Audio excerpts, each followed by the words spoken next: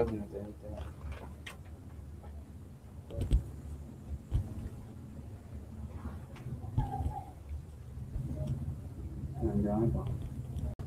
bon.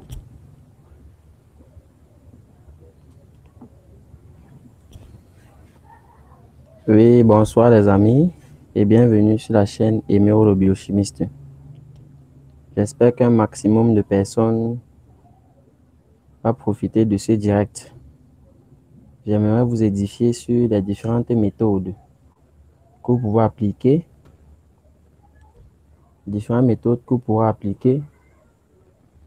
pour essayer de maximiser vos chances de réussite à l'examen. Donc j'espère qu'un maximum de personnes est connecté pour que vous puissiez profiter des différentes astuces qui vous seront données. Donc déjà, il faut partager le direct et j'espère que ça va aller. Donc, partagez le direct.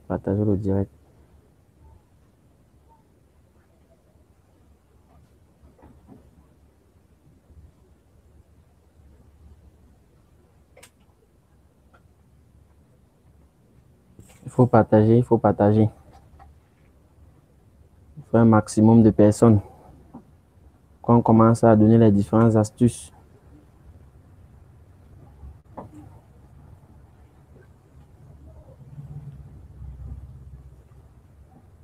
On a besoin d'un maximum de personnes.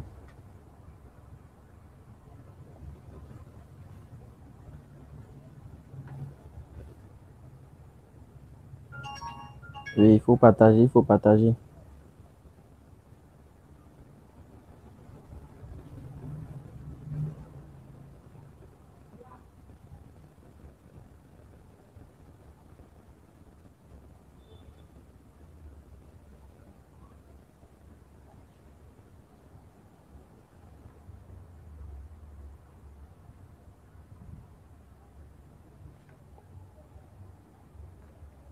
Oui, il faut partager.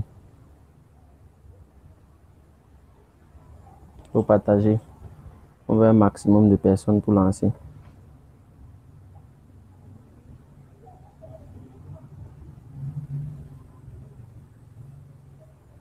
Il faut partager.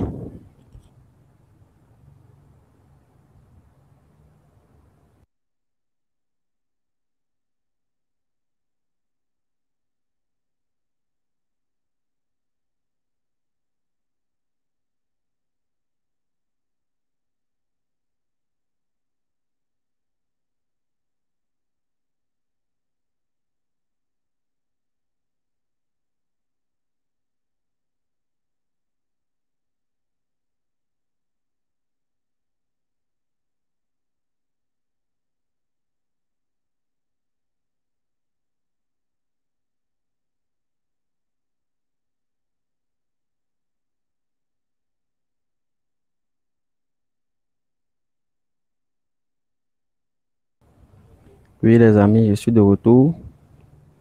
Bon, je pense qu'on va lancer. On va lancer avec ceux qui sont là. Et ceux qui vont venir après vont...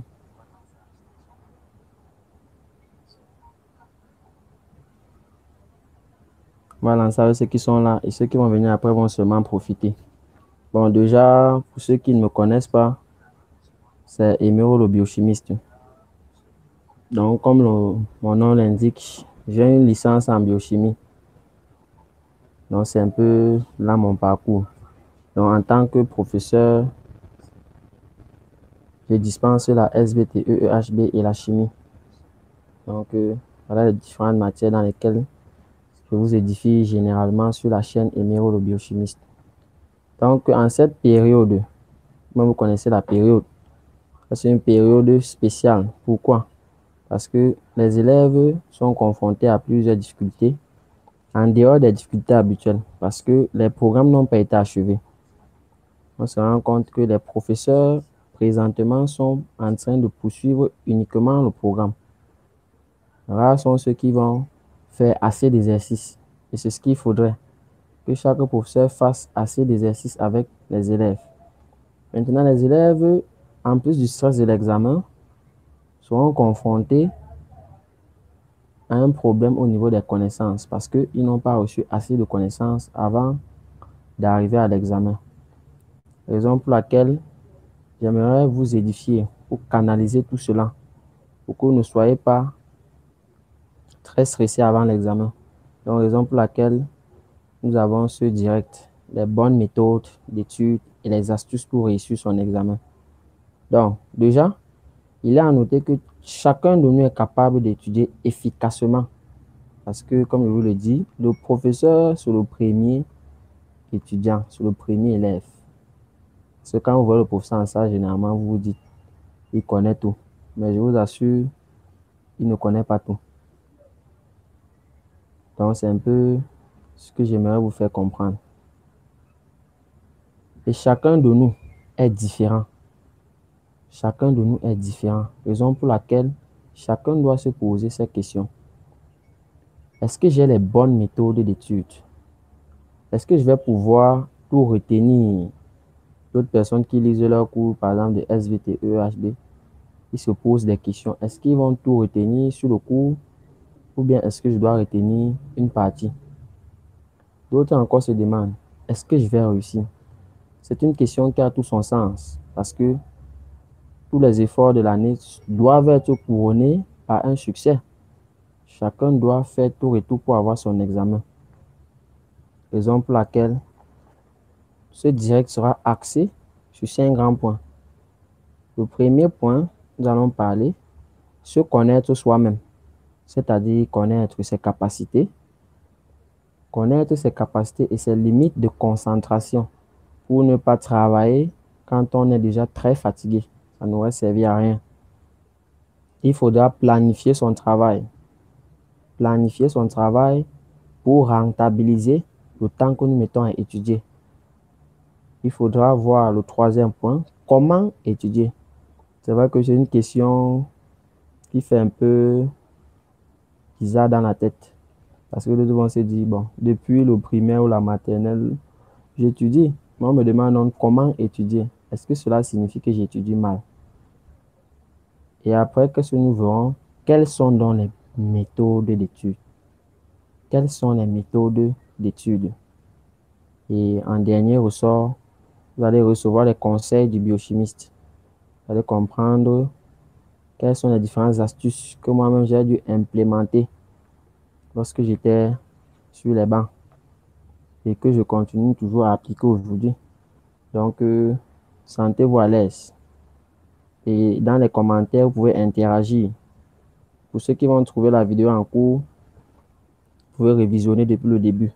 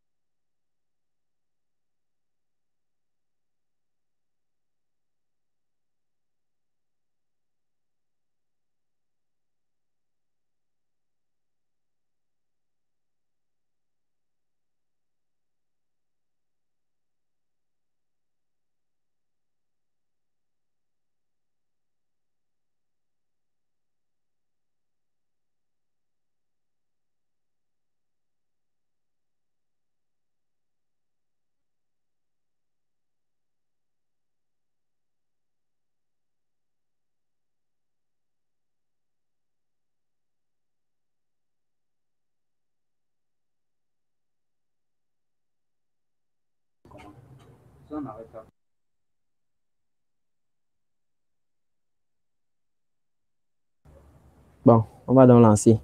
Se connaître soi-même. Qu'est-ce que cela signifie? Déjà, cela signifie que pour se connaître soi-même, il faut maîtriser ses limites de concentration. Cela va passer par plusieurs astuces. Déjà, se connaître soi-même, c'est déjà savoir est-ce que je suis en train de faire la bonne série. Il y a ceux qui font la série A, peut-être parce que les parents ont dit, bon, tu vas faire la A.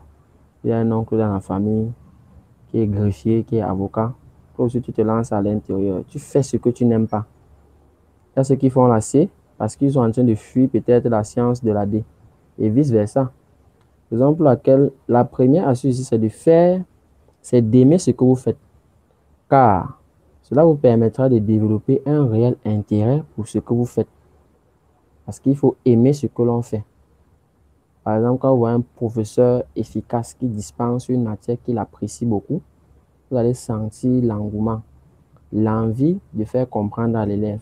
C'est le même principe avec les élèves. Vous devez aimer ce que vous faites parce que cette chose-là vous permettra dans l'avenir, si vous avez votre diplôme, de trouver un travail dans le même domaine. On sait que trouver le travail n'est pas toujours aisé. Maintenant, le deuxième point ici, dans se connaître soi-même, c'est que chaque élève a son rythme de travail. Il faut donc éviter la frustration en se comparant aux autres. Vous allez regarder le premier de la classe, l'autre va regarder celui-ci est fort en mathématiques, pourquoi pas moi? Mais dans ce pourquoi pas moi, ne regardez pas seulement que ne vous mettez pas en tête que vous êtes le dernier. Raison pour laquelle vous devez travailler à votre rythme. Travailler à son rythme et ainsi éviter de vous comparer aux autres, car chacun a ses capacités. Il y a certaines personnes qui peuvent étudier en 2 heures, ils retiennent tout ce qu'ils ont fait. D'autres vont étudier en 30 minutes et retenir la même quantité d'informations. Qu'est-ce qu'il faut encore faire? Il faut éviter de trop stresser pour rien. Car si l'on est bien préparé et que l'on est optimiste et confiant, on est sûr de son examen. Un élève est bien préparé. Quand il sort de la maison, même si l'examen c'est demain, il va aller écrire quelque chose. Parce qu'en cours d'année, il a implémenté tout ce que le professeur a transmis. Il a essayé de comprendre. Donc, chacun doit se connaître. Ça, c'est un point essentiel. Deuxième chose, généralement, on dit on ne part pas à la guerre sans les armes. Il faut donc préparer un plan de travail. Rien qu'avec la stratégie, vous pouvez déjà avoir votre examen. Tout va dépendre de comment est-ce que vous l'appliquez. Il faudra faire un programme d'études en tenant compte de vos capacités et de vos limites de concentration. Certaines personnes peuvent étudier 2 heures, d'autres peuvent étudier 3 heures, d'autres encore, c'est 1h30 par exemple. Et il faudra connaître vos limites et votre capacité de concentration. Qu'est-ce qu'il faudra encore faire? Il faudra mieux s'organiser. Cela vous permettra de gagner en temps. Gagner en temps. Et quand vous voyez par exemple les bacheliers, ils ont presque, il leur manque 1 mois. Et ceux du probatoire, je pense, on peut dire 1 mois, 3 semaines. Qu'est-ce qu'il faudra faire pendant ces 1 mois, 3 semaines? L'idéal sera de partitionner son travail, de subdiviser le travail en toutes les matières. C'est-à-dire, par exemple, en chimie, si nous sommes en première ou terminale, vous avez la chimie organique en première et l'oxydoréduction. Et si c'est en terminale, vous avez la chimie organique, acide et base, chimie générale. Voilà les différentes parties. Vous pouvez diviser le travail par semaine et par mois pour voir si vous allez couvrir tout le programme. Donc, c'est un peu ça ce conseil. Qu'est-ce que vous pouvez maintenant faire? Il ne faut pas faire un programme super saturé, de telle sorte que vous-même vous voyez que vous n'allez pas respecter. Raison pour laquelle, quand vous faites un programme, vous tenez compte des moments de détente. Il est bien vrai, étudier c'est bien, mais à un moment donné, le cerveau se fatigue. Il faudra se détendre. Raison pour laquelle il faudra intercaler des pauses dans son programme pour se détendre. Et généralement, certaines personnes, au moment d'étudier, sont stressées. Et le stress augmente la famille. Donc, en travaillant, avant de travailler, surtout dans les sessions intensives, les matières comme mathématiques, physique, qui creusent beaucoup le ventre, il faudra bien manger. Il faudra éviter le surménage, c'est-à-dire il faut respecter son temps de sommeil. En moyenne, 8 heures par jour ou 7 heures minimum pour éviter donc le surménage avant l'examen. Donc, cela vous permettra d'être confiant avant que l'examen n'arrive. Je pense que jusqu'à présent, ces conseils vont réellement vous aider. Comment étudier? Nous sommes dans la troisième articulation. Comment est-ce que vous devez étudier? Étudier efficacement, qu'est-ce que cela réclame? il faut être dans le bon environnement, c'est-à-dire le bon endroit. Il faut être dans un endroit adapté pour vous. Il y a certaines personnes qui étudient seules, d'autres qui étudient en groupe. Cela dépendra. Maintenant, si vous aimez le silence, vous pouvez étudier dans votre chambre, c'est-à-dire vous la fermez, vous étudiez dans votre chambre et que vous mettez loin de vous tous les appareils qui peuvent être source de distraction. Généralement, aujourd'hui, on parle de génération Android. Les élèves travaillent toujours avec le téléphone. Je ne sais pas pourquoi. C'est vrai que par moment, les sujets sont dans le téléphone, mais en travaillant, éloignez de vous toute source de distraction, que ce soit la télévision, l'ordinateur portable ou un téléphone, pour éviter d'être dérangé peut-être par un SMS, un message WhatsApp, ainsi de suite. Donc, cela vous permettra de maximiser et d'être vraiment concentré. Étudiez dans un endroit bien éclairé. Cela vous empêchera d'abîmer vos yeux et de rester concentré. Normalement, il y a certaines ampoules qui sont très faibles, 40 watts, 50 watts. Il y a aussi certaines ampoules qui sont très fortes en intensité. Il ne faudra pas utiliser cela. Il faut trouver l'éclairage idéal pour éviter ainsi de vous abîmer les yeux. Qu'est-ce qu'il faudra encore faire? Il faut trouver dans le moment idéal de la journée. Généralement, certaines personnes étudient à 18 heures, d'autres sont plus à l'aise à partir de 22 heures et d'autres encore étudient à partir de 3 heures. Ça va dépendre de tout un chacun. Et il faut trouver le bon moment de la journée ou bien du soir. Cela va vous permettre d'être concentré à cette heure-là. Au lieu d'étudier à une heure, par exemple, où vous êtes fatigué, ou bien une heure à laquelle vous n'êtes pas à l'aise. Certaines personnes n'aiment pas étudier en journée. Et quand ils le font, finalement, ça ne les rentabilise pas. Ils ne sont pas très efficaces. Toujours dans comment étudier, qu'est-ce que nous devons faire? Généralement, avant de se lancer sur sa table d'études, qu'est-ce qu'il faudra faire? Il faudra chercher d'avance tout ce que vous allez utiliser. Donc, que ce soit le cours, vous cherchez le cours, les fiches de photocopier, le livre, le cahier, un stylo, une calculatrice si vous faites des matières scientifiques. Ceci permettra de ne pas divaguer. Par exemple, il y a certaines personnes que quand elles commencent à étudier, il faut aller chercher ci, il faut aller chercher ça. Et généralement, ça vous distrait. Si vous devez travailler plusieurs heures, il faut prévoir un peu de friture et de l'eau pour avoir de l'énergie et éviter ainsi d'être fatigué. Prévoir un peu des friandises, des fritures. Cela vous permettra cela vous permettra de marquer une pause dans votre travail. C'est une très bonne chose parce qu'il faudra le faire. Ça ne sert à rien de travailler quand vous êtes fatigué, bien quand vous avez faim. Donc, c'est un peu ce que met en exergue ce point. Qu'est-ce qu'il faudra encore faire? Certaines personnes aiment étudier avec la musique. Je ne sais pas. Ça dépend de tout un chacun. Mais certains aiment étudier avec la musique. Pour cela, qu'est-ce que vous pouvez faire? Vous pouvez mettre une musique avec un volume un peu plus bas. Vous pouvez emporter un lecteur MP3, ça va dépendre. Vous pouvez donc l'utiliser en travaillant. Mais ça ne marche pas avec tout le monde. Certaines personnes seront complètement distraites par la musique. Maintenant, il faut utiliser plusieurs méthodes de révision. Il faut utiliser plusieurs méthodes de révision. Il faudra varier les méthodes de travail. Varier les méthodes de travail signifie quoi? Première des choses, lorsqu'on dispense le cours en classe, vous êtes censé le lire. Lorsqu'on dispose le cours en classe, vous êtes censé le lire. C'est-à-dire, lire le cours du professeur. Il faudra prendre des notes. Et le plus important, comme je dis toujours à mes élèves, il faut faire des fiches récapitulatives.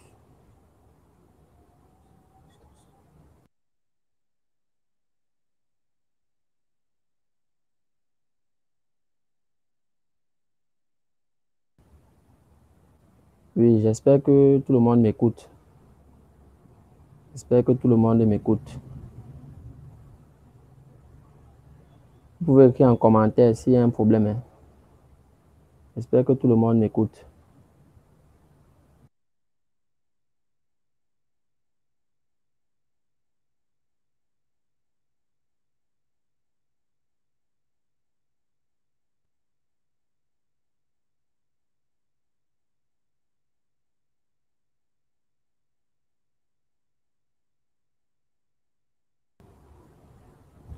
J'espère que le son passe sur tout le monde. Donc, je suis un peu en train de régler ça pour voir si ça passe sur tout le monde. Vous patientez un peu. En patientant, vous pouvez boire un peu de l'eau. Bon, je vais un peu boire de l'eau.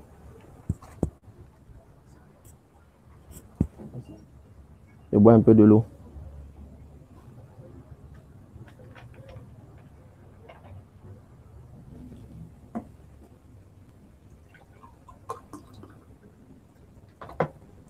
Bon, j'espère que le son passe sur tout le monde.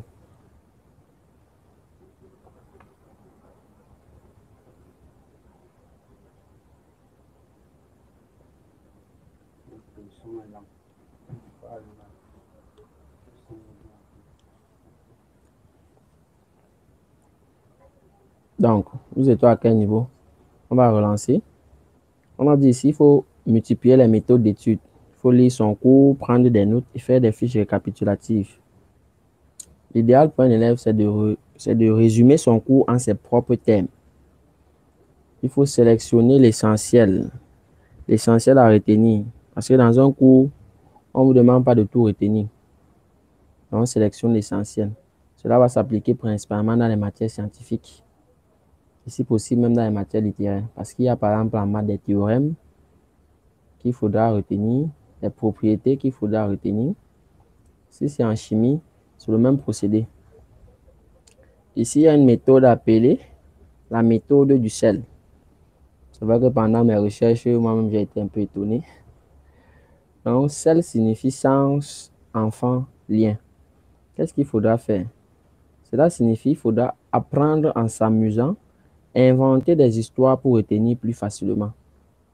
Par exemple, en chimie, lorsqu'on fait l'oxydoréduction, certains créent des histoires pour retenir, par exemple, comment équilibrer une équation avec l'équation du MnO4 moins bar Mn2+. Donc, chaque personne a ses méthodes. Si c'est la mitose, pour retenir les phases de la mitose, d'autres sont les chansons. C'est pour retenir les 20 premiers éléments chimiques. En troisième, on vous a donné une chanson. Donc, sur le même principe, il faudra le faire. Qu'est-ce qu'il faudra faire par la suite? Il faudra alterner régulièrement les temps de travail et les pauses de relaxation. Parce que ne dites pas, je vais travailler 5 heures d'affilée. Vous serez fatigué. Il faudra alterner temps de travail et les temps de relaxation. Qu'est-ce qu'il faut encore faire? Si vous vous rappelez bien, lorsque vous étiez dans les classes inférieures, généralement, l'autre donnait le cahier à sa soeur. Pose-moi les questions. C'est le même principe ici. Mais vous pouvez le faire seul. Il faut se tester, se contrôler pour vérifier les acquis. Acquisition. Il faut voir si on engrange de nouvelles connaissances. Si vous passez 2 heures à étudier, à la fin, vous voyez que vous n'avez rien retenu. Réellement, vous avez perdu votre temps. Parce qu'étudier, pour moi, c'est s'enrichir de nouvelles connaissances. C'est ça, étudier. Donc, généralement, il faut se tester. Vous pouvez le faire entre groupes, avec des amis. Vous testez pour voir si vous avez réellement maîtrisé les acquis. Surtout qu'avec l'APC, vous connaissez comment l'épreuve est structurée. On va d'abord faire l'évaluation des ressources, des savoirs et des savoir-faire. Il faudra maîtriser tout cela. Maintenant, qu'est-ce qu'il faudra encore faire? Par moment, l'élève sera buté. L'élève aura des difficultés. Qu'est-ce qu'il faudra faire? Il faut chercher les sources d'informations complémentaires. La plupart d'entre vous, vous avez les téléphones Android. Qu'est-ce que vous pouvez faire avec ces téléphones Android? Si par exemple vous avez fait un cours, vous avez des mots difficiles que vous ne maîtrisez pas, vous pouvez par exemple aller sur Internet, vous faites des recherches. des recherches guidées pour essayer de vous aider. Si la difficulté persiste, vous pouvez rencontrer un professeur dans la matière, que ce soit en répétition ou à l'école. Bon, c'est vrai qu'en cette période, je ne sais pas s'ils seront disposés, mais il faudra d'abord essayer. Il faudra exploiter les documents, les planches en SVT, le livre. Certains ont le livre qui n'ont jamais ouvert depuis le début d'année. Or, le cours du professeur ne peut pas être complet. Il ne peut pas toucher tous les points. Donc, le livre, généralement, aborde d'autres points que le professeur, lui, n'a pas fait en salle. Donc, c'est un peu ça. Qu'est-ce que vous pouvez encore faire? Travailler en groupe pour échanger les connaissances. Ceci est primordial. Pourquoi? Parce que je dis toujours, si tu parviens à expliquer quelque chose à ton ami, que lui aussi comprend, forcément, toi, tu as compris. Donc, c'est le principe.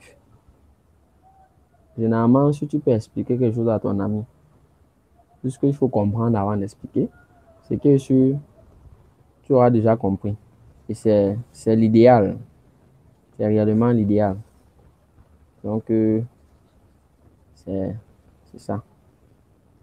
Nous sommes arrivés sur la dernière partie. Le conseil du biochimiste. Qu'est-ce que vous pouvez faire? Qu'est-ce que vous pouvez donc faire? Des conseils qu'il va vous donner. Déjà ici, il faut diviser vos révisions parce que nous sommes en temps de révision. On révise ce qu'on a eu à faire. La plupart des professeurs ont achevé les programmes dans la majorité des matières. Donc, ce qu'il faudra faire, vous divisez vos temps de révision en 30 ou 50 minutes maximum.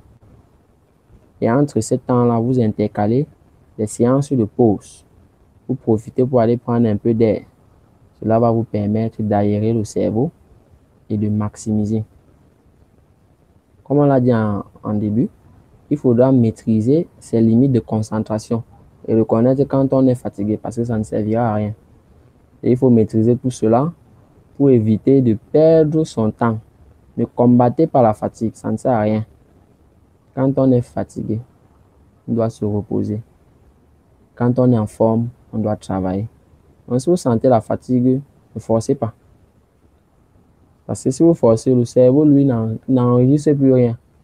Donc, en quelque sorte, vous êtes en train de perdre votre temps. Vous puisez de l'eau avec de la passoire. Le cerveau est fatigué. Donc, c'est un peu ça. On dit souvent, ne nourrissez pas la poule le jour du marché. Ça, c'est si on manque même le stress. On n'attendait pas le lendemain, la veille pour réviser à la dernière minute. On voit certaines personnes qui disent que, bon, je vais nourrir la poule le dernier jour. Ça ne va pas payer. Cela n'est même pas un peu efficace. Donc, l'idéal serait que si l'examen est la semaine prochaine, que cette semaine même, je n'ouvre plus les cahiers. Que je sente déjà que je suis prêt. Je suis prêt à affronter le probatoire, le baccalauréat, le BPC. La confiance en soi. Ayez confiance en vous.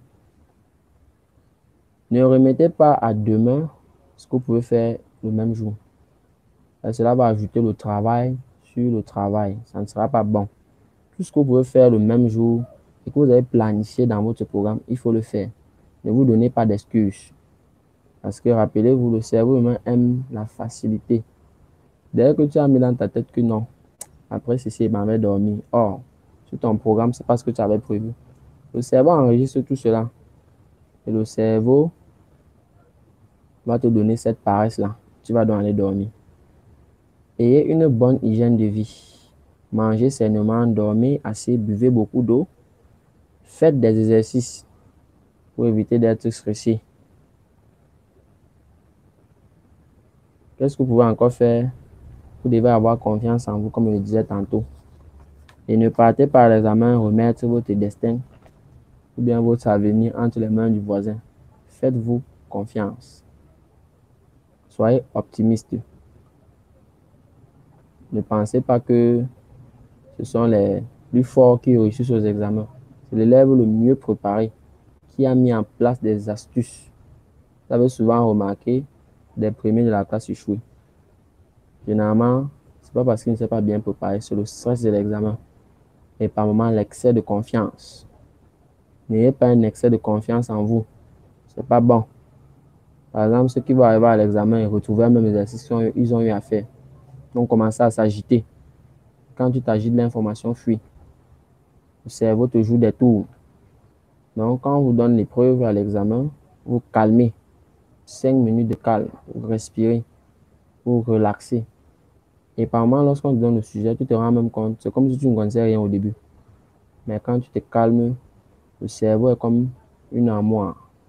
Au fur et à mesure, les informations vont revenir et tu vas appliquer simplement. Donc voilà en fait quelques astuces que j'ai voulu partager avec vous pour vous aider dans la préparation de vos examens. Donc pour ceux qui verront le direct après, qui ne sont pas encore abonnés, n'oubliez pas de le faire et donnez-moi vos avis en commentaire. J'espère que le son n'a pas été coupé à des moments donnés. Si le son a été coupé, c'est que je faisais des pauses. Donc c'est un peu ça. Donc je pense que ces conseils vous seront utiles. Si c'est bon, si c'est que le contenu vous a intéressé, vous likez, vous vous abonnez. Ceux qui ne l'ont pas encore fait. C'est sur le bouton rouge en bas. Vous vous abonnez. Le bouton rouge en bas à droite, vous cliquez sur ça. Vous cliquez sur la cloche de notification pour recevoir toutes les vidéos que je vais poster. Donc déjà, il y a plusieurs contenus sur la chaîne. Et je sais que j'avais promis aussi vous donner les points essentiels de chaque partie. On va programmer cette vidéo-là pour vendredi prochain. Si vous êtes bien partant, vous signalez dans les commentaires si le contenu vous intéresse ou pas. Et si vous avez des questions, vous pouvez poser. Et Aimero le biochimiste possède un groupe WhatsApp de travail. Donc vous pouvez aussi demander à le rejoindre en commentaire. Donc j'attends vos commentaires. D'ici là, portez-vous bien et excellente soirée.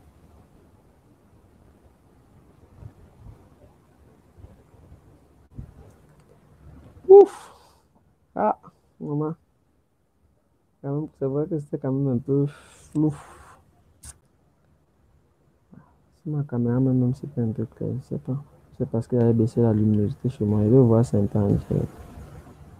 Bon, c'était là. J'avais baissé la luminosité.